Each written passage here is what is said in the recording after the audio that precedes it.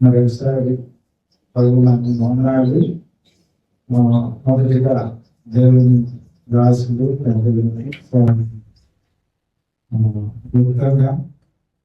స్పష్టంగా 10 నిమిషాలు అవసరమైన సంపాదించి తెలియపరచారు. మోసెస్ గారు సమయాలు నాకు యాకోబు కూడా గుర్తొచ్చింది. అది కూడా ఆ వాక్యాన్ని చెప్పాను. ఆవిడేమో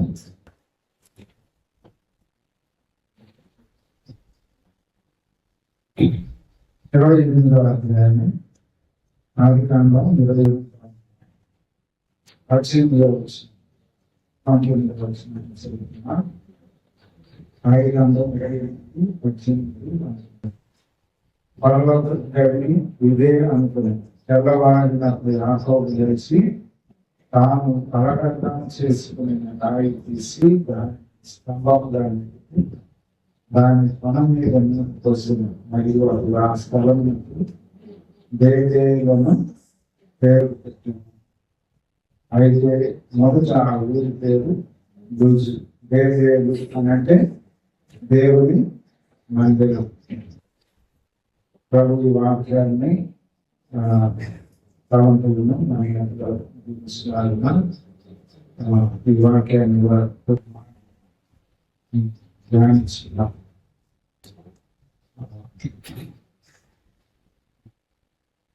సమూయేలు దగ్గర ఎబెనేజరు సాక్షులు దావీదు విట్నెస్ అన్నమాట. దేవుని సంఘంగా సహవాసంగా మనం కోరుకుంటున్నామంటే అది ఎవరు విట్నెస్ చేయాలి? దేవుడు చేయాలి. దాన్ని ఎవరు ఆమోదించాలా? దేవుడే ఆమోదించాలి. క్రైస్ట్ సెంటర్డ్ మినిస్ట్రీ ద్వారా దేవుని యొక్క వాక్య కేంద్రంగా దేవుని యొక్క సహవాసం అనేది ఉండాలి. There is no important of the place building అని ప్రభువు మనకి ఇచ్చిన అష్యూరెన్స్ కదా. ఓల్డ్ టెస్టిమెంట్ లో అయితే ఓన్లీ యెరూషలేము టెంపుల్కి వెళ్ళాలి ఇజ్రాయేల్, అన్యులైతే గెరీజు కొండకి వెళ్ళాలి. కానీ ప్రభు ఏమంటున్నాడు? ఒక కాలం వస్తుందమ్మా, ఆ కాలంలో యెరూషలేములో కాదు, గెరీజులో కాదు, దేవుడు ఆత్మగంతా ఆయన ఆరాధించేవారు. ఆత్మతో సత్యంతో ఆరాధిస్తారు. ఆ కాలం ఇప్పుడే వచ్చి ఉన్నది. అంటే చూస్తున్నాను, ఇప్పుడే ఓల్డ్ టెస్టిమెంట్ ని నేను న్యూ టెస్టిమెంట్ గా తయారు చేసిన పాత నిబంధనని క్రొత్త నిబంధనగా మీకు అనిపిస్తాను. చాలా రెండింటికి వ్యత్యాసం. Place importance. Old testament, new testament లో ప్లేస్ కాదు ఇంపార్టెంట్, మనిషికి ఇంపార్టెంట్. ఈడెన్ గార్డెన్లో ఆదాము అవ్వడం చేసిన తర్వాత దేవుడు మనిషికి ప్రాధాన్యత ఇచ్చాడు. ఏదేదో కాదు, ఎవరికి ప్రాధాన్యత ఇచ్చాడు? ఆదాము అవ్వలకి. సల్లప్పుడు వచ్చి మాతో అకంపెనీ అయ్యేవాడు, మాతో సాహసం చేసేవాడు. అలాంటి అనుభవాన్ని ప్రభువు ఆయన ద్వారా మనకి ఇలా అనుగ్రహించాడు. మనం యెరూషలేముకి వెళ్ళాలంటే మనకి ఆ ఛాన్స్ లేదు. ఎందుకు అని అంటే మనం దానికి క్వాలిఫైడ్ పర్సన్స్ కాదు, యోగ్యులు కాదు. మనం వాగ్దాన నిబంధన లేని వారు, ఇశ్రాయేలుతో సామవులు కాదు, దేవుని ప్రజలు వాళ్ళు, దేవుని వాగ్దానం వాళ్ళు. కానీ దేవుడు ఎంత కృప కలిగిన వాడు అని అంటే అన్యులమైన మనకి ఆయన ఇచ్చిన వాగ్దానం, ఆయన మనకిచ్చిన వాగ్దానం. ఆయన ఏం చేయాలంటే ఆయనే మన మధ్యలో నివాసం చేతులు మళ్ళా చదివాడు కదా, పెద్దలు చదివి ఆయన సన్నిధి మనతో నివాసం చేస్తుంది. ఆయన సన్నిధిని నివాసం, ఆయనతో ఉండే ఆ యొక్క ఇంటిమిసి, ఆ సహవాసం న్యూ టెస్టిమెంట్ లో ప్రభు ద్వారా మనకు అనుగ్రహించబడింది. రాత్రంతా తల్లి అన్న ఎక్కడ చంపేస్తారో అని తల్లి ఏం చేసింది, వెళ్ళిపో మామగారి ఇంటికి వెళ్ళిపో అని పంపించింది, రెడీ చేసి పంపించింది. ఒంటరిగా వెళ్తా ఉంటున్నాడు, దానిలో ఎవరు లేరు, భయంకరమైన పరిస్థితులు. ఆ రాత్రి అయిపోయింది, ప్రయాణంలో అలసిపోయాడు. ఆ నైట్ టైం ఎక్కడ దూరముగా ఉంటాయో, ఏమైపోతుందో, ఏ పాములు విష జంతువులు ఏమైనా ఉంటాయో ఏమి తెలియదు. తనకున్న ఒకటే ఒక దృష్టి ఏంటి అంటే, తండ్రి ఇంట్లో నుంచి ఉన్న అటెంప్ట్ లో నుంచి, లేకపోతే ఆ శిక్షలో నుంచి, అపాయంలో నుంచి తప్పించబడి ఒక సేఫ్ జోన్కి వెళ్ళాలి. ఆ సేఫ్ జోన్కి వెళ్ళాలి అంటే మధ్యలో ఈ జర్నీలో ఏది కూడా కనిపించలేదు. ఆ నైట్ అంతా దేవుడితో దూతతో ఏం చేస్తున్నాడు, వెలుగులాడుతా ఉంటున్నాడు. ఎవరు ఇంకా కనిపించట్లేదు. అలాంటి పరిస్థితులంతా అయిపోయిన తర్వాత ఆయన ప్రార్థన చేసుకొని తిరిగి ఉదయాన్నే అయినప్పుడు ఆయన చేస్తున్న పని ఏంటంటే, ఏదైతే తలకడగా పెట్టుకున్నాడో, ఏదైతే తను రెస్ట్ తీసుకుంటే ప్రొటెక్ట్ చేసిందో, తన మనసును, తలంపుల్ని, ఆలోచనల్ని టెన్షన్స్ నుంచి కంఫర్ట్ లోకి తీసుకుని వచ్చిందో, ఆ రెస్ట్ ఇచ్చిన ఆ స్టోన్ ని తీసుకొని నిలబెట్టి ఏమంటున్నారు, ఇది ఏమంట, దేవుని ఈ స్థలం, దేవుని మందిరం. ఇప్పుడు కూడా బేతేలు, బేత్ అంటే మందిరము, ఏలు అంటే దేవుడు, ఏలు అంటే దేవుని మందిరం, గాడ్స్ ప్రెసెన్స్ ఉండే స్థలమే కానీ ఇది వేరేది కాదు అని అన్నాడు. వాస్తవంగా ఎక్కడికి వెళ్ళాలా, ఒక పర్టికులర్ ప్లేస్కి వెళ్ళాలా, పర్టికులర్ ప్లేస్ లో వాళ్ళు వర్షిప్ చేయాలి, పర్టికులర్ ప్లేస్ లో వాళ్ళు ఆ యొక్క బలి అర్పించాలి.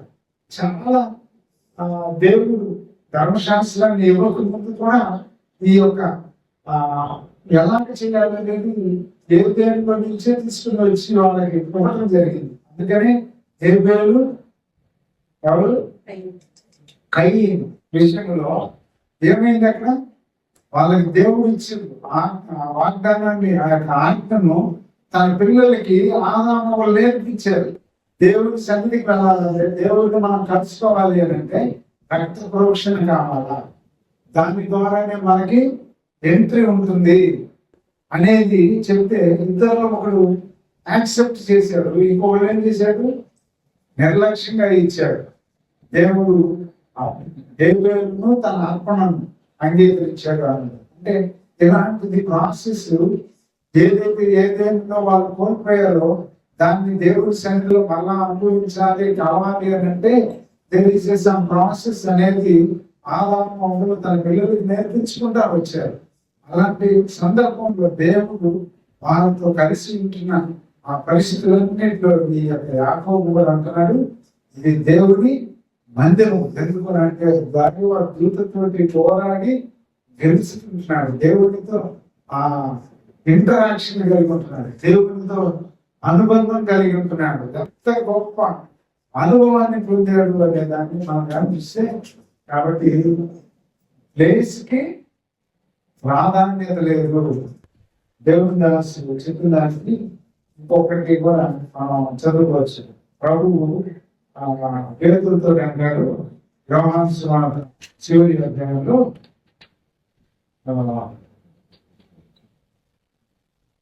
నిజంగా ఈ రోజుల్లో దేవుని సంఘము అనే దాన్ని మనం ఎలా ట్రీట్ చేసుకుంటామంటే, నా ఓన్ అన్నట్టుగా ట్రీట్ చేసుకుంటాం కదా. యోహాను సువార్త 21వ అధ్యాయంలో పేతులతో అంటున్నాడు, సీమోను పేతురు చూసి 15వ వచనం నేను అక్కడ చదువుతాను. యోహాను కుమారుడైన సీమోను, వీరికంటే నీవు నన్ను ఎక్కువగా ప్రేమిస్తున్నావా అని అడుగుతాను. అవును ప్రభువా, నేను నిన్ను ప్రేమిస్తున్నాను, నీదే ఎదురు అని అక్కడ అంటున్నాడు. ప్రభు అంటున్నాడు, యేసు నా గొర్రె పిల్లలను మేపుము, గొర్రె పిల్లలను మేపుము. 16 శివుల్లో మళ్ళా అంటున్నాడు, ప్రేమిస్తున్నావు అంటే ప్రేమిస్తున్నాను, నా గొర్రెలను కాయుము. మళ్ళా 3వసారి అడిగాడు, ప్రేమిస్తున్నావా, నీవు సమస్తం ఎరిగినవాడు, నీకు ప్రేమిస్తున్నానని నీవే పెరుగుతూ అంటున్నాడు. ఇది ప్రేమిస్తున్నానని చెప్తే 2 సార్లు అయితే 3వసారి అన్నాడు, సమస్త ఎరిగిన వాడు మీకు తెలుసు కదా, నేను ప్రేమిస్తున్నాను లేదు. మనం కూడా చాలా సార్లు ఇట్లా నేను రిపీట్ గా ఏదన్నా ప్రశ్న అడిగితే సమాధానం ఇలాగే చెప్తాను. మన ఇంట్లో కానీ, పిల్లలతో కానీ, వైఫ్ అండ్ హస్బెండ్ లో కానీ, లేకపోతే సమాసంలో కానీ, మీకు తెలియదా నేను ఎలాంటి వాడినో అన్నట్లుగానే ఉంటారు. అలాంటి అంటే 18వ వచనంలో గొర్రెలను నేను 3 విషయాలు చెప్పాడు. సంఘంలో దేవుడు తన స్వరక్తి నుంచి సంపాదించిన జీవము గల దేవుని సంఘంలో మొదటి తిమోతి పత్రికలో మనం చూస్తాం. ఎలా ప్రవర్తించాలో అనే విషయాన్ని చెప్తున్నట్టుగా ఇక్కడ దేవుని పిల్లలు గొర్రె పిల్లలు అంటే నూతనంగా రక్షించబడిన వాళ్ళు, తీర్మానం చేసిన వాళ్ళు. మనం ఎలా చేయాలంటే వాళ్ళకు కూడా జ్ఞాపకాలు, వాళ్ళకి ఏం జ్ఞాపకాలు, సాంస్కృతితో జ్ఞాపకాలు, పాలతో జ్ఞాపకాలు. అందుకని గల్తీ పత్రికలో ఎన్నో మంది పాలతో నేను పెంచాను, లేకపోతే మిమ్మల్ని అందజేసాను, కానీ మీ ఎందుకు క్రీస్తు స్వరూపం ఇంకా ఏర్పడడానికి నేను మరలా ప్రసంగాలను పడాల్సి వస్తుంది. అంటే మరలా మీకు మూలోపదేశాలని బోధించవలసి వస్తుంది అని అంటారు. అంటే గొర్రె పిల్లల్ని మేపాల, గొర్రెలని కాయాల, గొర్రెలను మేపాలి. ఈ 3 స్థానిక సంఘాలలో పెద్దలకు సేవకులకి దేవుడు ఇచ్చిన బాధ్యత. రూలింగ్ కాదు, లేకపోతే ఇది నిరంకుశత్వ పాలన టైపులో ఉండే సంఘాలు కాదు. ఇదంతా ఎలా ఉంటుందంటే బ్రదర్ అసెంబ్లీస్ అనే దానికి రావడానికి కారణం ఏంటంటే అందరికి ముందు లీడర్షిప్ ఉంటాయి. దాని తర్వాత ఒకటే మోనోపాల్గా లీడ్ చేసేవాళ్ళు. వాళ్ళ కిందే అందరూ కూడా ఫాలో అవ్వాలి. 1 మ్యాన్ లీడర్షిప్, 1 మ్యాన్ ప్రీస్ట్ కిందే. ఇంకా వేరే వాళ్ళు ఏం చేయడానికి లేదు. There is no participation. 1 and whole sole incharge ఎవరు అంటే ఒక్కడే. ఇప్పుడు కూడా అలాంటి ఉంటున్నాయి కదా. అందుకని దీని ఏమంటారు, రిఫార్మేషన్స్ జరుగుతాయి. ప్రతి 100 to 100 years కి ప్రభు ఏర్పాటు చేసిన సంఘం నుంచి రకరకాలుగా మారిపోతా ఉంటే దాన్ని మళ్ళా రిఫార్మేషన్ లోనే తీసుకుని వచ్చాడు దేవుడు. 300 సంవత్సరాలు 500 సంవత్సరాలు దాటగానే రోమన్ క్యాథలిక్ ఆయన ఏం చేశాడు, వాళ్ళ తల్లి ప్రవోక్ చేయగానే ఇజ్రాయేల్ యూతుల్ని ఎంకరేజ్ చేయడానికి ఏం చేశాడు అంటే చర్చెస్ పెట్టి చేసేసాడు, క్రాస్ పెట్టి చేసేసాడు. వాళ్ళని తన మద్దతుగా తీసుకోవడానికి, సపోర్ట్ చేయడానికి చేసేసి మాయలోనికి తీసుకుని వెళ్ళిపోయాడు. దేవుని వాక్యం మరుగైపోయింది, కానీ టెంపుల్స్ కి హైలైట్ లోకి తీసుకువెళ్ళాడు. దరిదాపు 16వ శతాబ్దం వరకు కూడా అదే ట్రెండ్ లోకి అయిపోయింది. మధ్యలో ఉంటున్న ఆర్థోడాక్స్ వీళ్ళందరూ కూడా అంటే దేవుని సంఘంగా కూడుకునే వాళ్ళు పర్సిక్యూషన్స్ జరుగుతానే వచ్చి. దాని తర్వాత ఎవరు రిఫార్మేషన్ చేసిన వాళ్ళు, మార్టిన్ లూథర్ రిఫార్మేషన్ తీసుకుని వచ్చారు. దాని తర్వాత ప్రొటెస్టెంట్ రాబోతుంది. దాని తర్వాత మళ్ళీ రకరకాలుగా ఇంకా reformations, open gospel, open fellowships అన్ని రావడానికి దేవుడు తన రాకడికి ముందు విస్తరణకు తీసుకుని వెళ్తా ఉంటున్నాడు. కాబట్టి ఇలాగ మనం కూర్చుంటా ఉంటున్నాం. లేకపోతే ప్లేస్ కి ఇంపార్టెన్స్ వెళ్ళిపోయారు, మనిషికి ఇంపార్టెంట్ వెళ్ళిపోయారు, ఒక వ్యక్తి ఆధిపత్యంలోనికి వెళ్ళిపోతాం. అలాంటిది దేవుడు కోరుకోలేదు. అందుకని అంటాడు, మీకు ఎవరు ఒకడే బోధకుడు, మీకు ఎవరు ఒకడే తండ్రి, మీకు ఎవరు ఒకడే యజమానుడు, గురువు, మీరందరూ ఎవరు శిష్యులు, సహోదరులు, మీరందరూ కూడా నా పిల్లలు, నా రక్తం ఇచ్చుకున్నాను. ఆయన రక్తం ఇచ్చుకున్నదే ఈ సంఘం. అంటే క్రీస్తుని ఎదిగిన వారు సామూహికంగా చేరే సమూహం, అది ఆయన సంఘం. మనం ఇక్కడ కూర్చున్నాం అంటే ఆ సంఘంగా ఒక గ్రూప్ గా కూర్చున్నాము అంటే ఇది ఆయనది, ఇది ఎవరిదో కాదు. నేనేమి రక్తం ఇచ్చుకోలేదు, ఇంకొకరు రక్తం పెట్టుకున్న వాళ్ళం కాదు. అందరూ రక్తం ద్వారా కొనబడిన వాళ్ళు. అది మనం మర్చిపోకూడదు. అందుకని పేతురుతో అంటాడు, నువ్వు నీకు దానం చూపిస్తుంటున్నాను, నీకు పవర్ ఇస్తుంటున్నాను, నీవేం చేయాలా? నమ్మకంగా నా పంట మీద కట్టబడుతుంటున్న ఈ సంఘాన్ని నీవేం చేయాలా? గొర్రె పిల్లల్ని మేపాలా, గొర్రెల్ని కాయాలి, గొర్రెల్ని మేపాలి, గొర్రెల్ని కాయాలా, గొర్రెల్ని మేపాలా, గొర్రె పిల్లల్ని మేపాలా. నీకు ఏ విధమైన పవర్ లేదు. ఏం పవరు? నాది అనే పవర్ లేదు. కాబట్టి క్రీస్తు సంఘాలు ఎవరి అంటే సార్వత్రిక సంఘంగా ఆయన తీసుకుని వెళ్ళేటప్పుడు టోటల్ అల్టిమేట్ గా ఎవరు దానికి? ఆయనే. ఆయన ఆకర్షిస్తేనే మనం ఆకర్షించబడతాము అని అంటాడు. కాబట్టి ఇలాంటి గొప్ప దేవుడి ప్రజలుగా మనం కలిగిన మనం, కాబట్టి మనం ఆయనకి వనస్తులను ప్రతి ఒక్కరు కొరింది మొదటి 15వ అధ్యాయంలో కొంచెం చదువుకున్నాం.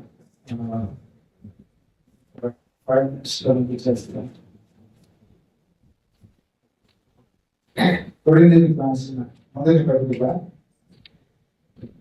15వ అధ్యాయం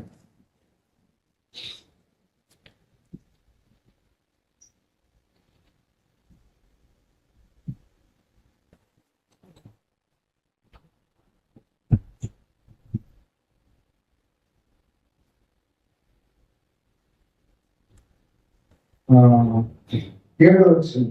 ఆయన యాకోబును తర్వాత అపొస్తలులందరికీ కనబడెను. కడప కాలము నేనేమై ఉన్నాను?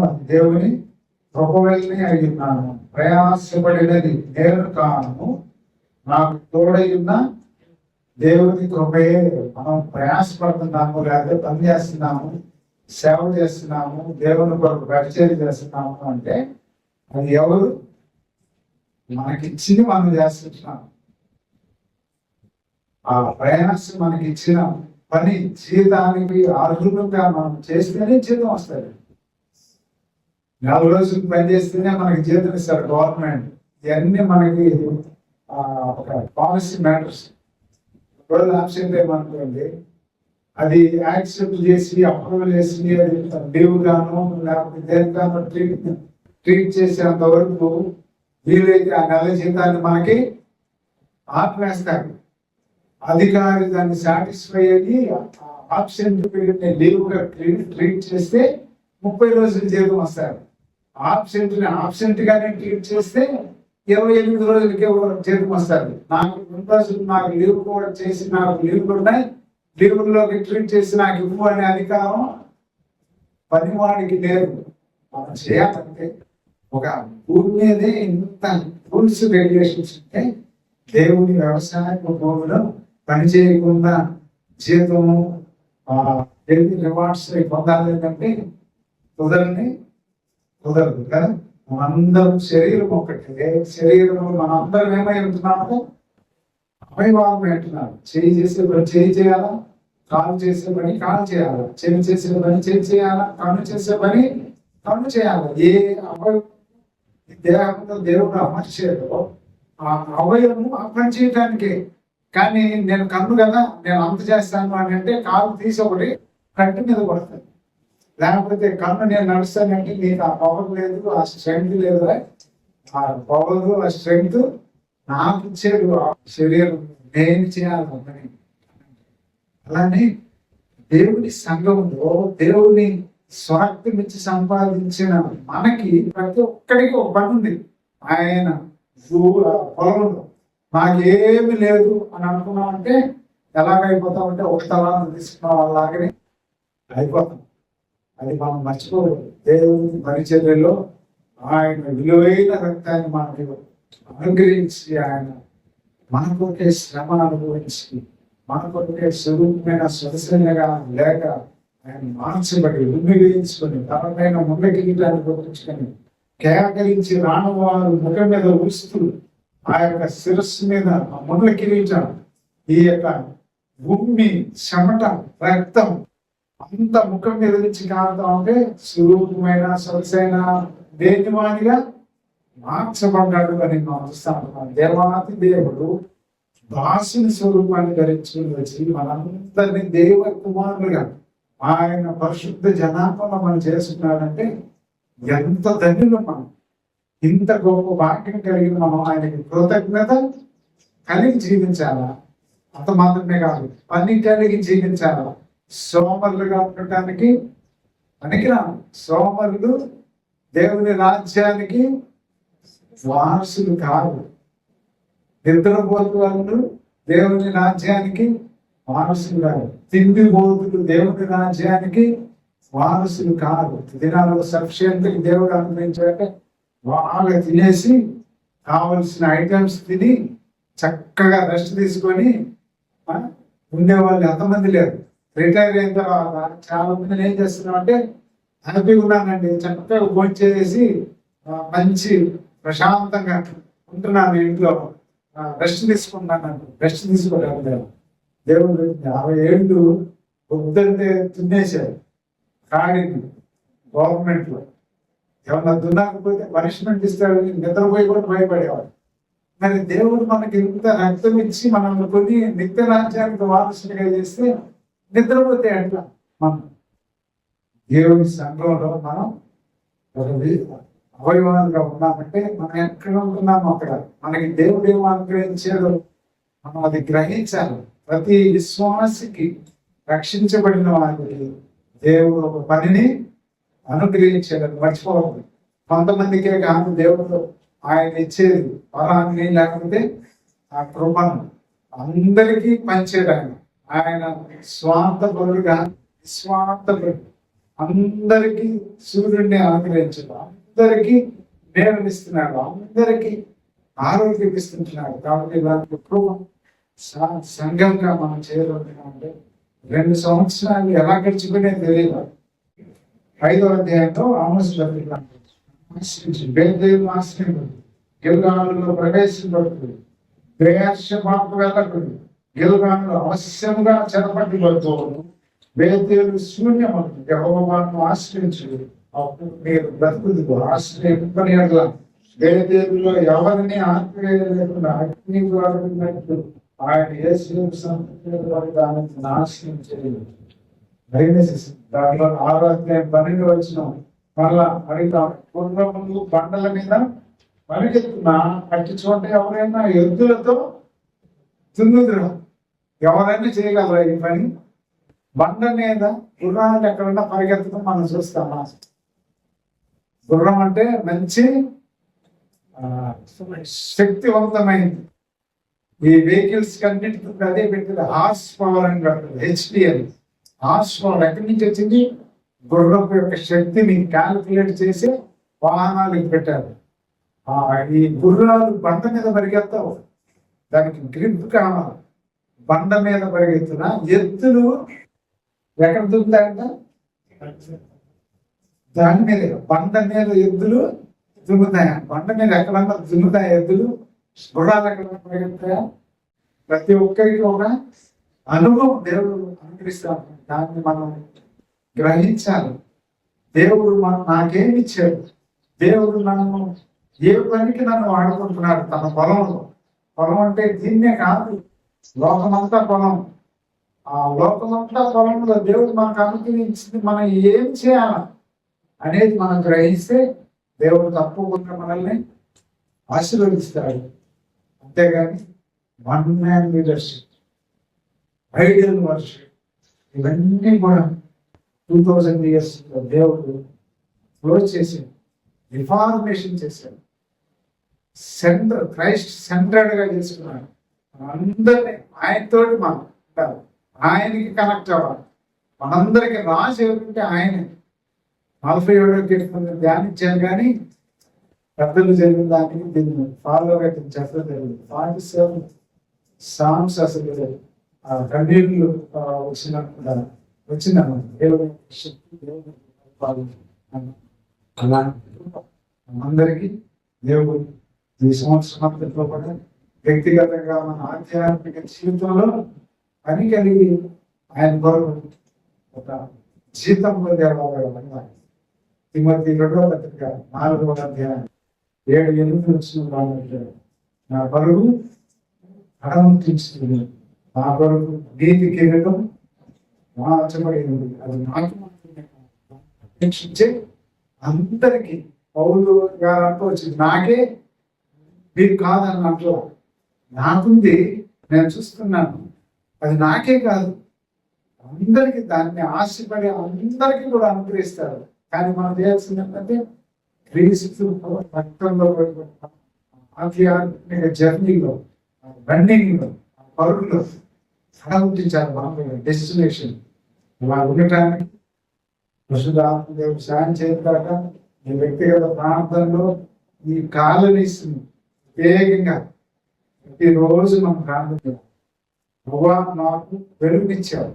మేము ఇక్కడ ఉంటున్నాం, చీకట్లో ఉన్నారు ఎంతో మంది, వీళ్ళకి మేము వెలుగుగా ఉండాలి, వీళ్ళకి మేము ప్రకాశమానంగా ఉండాలి, నీ వెలుగుని మేము ఇక్కడ చూపించే వాళ్ళగా ఉండాలి అని మనం ప్రార్థన చేద్దాం.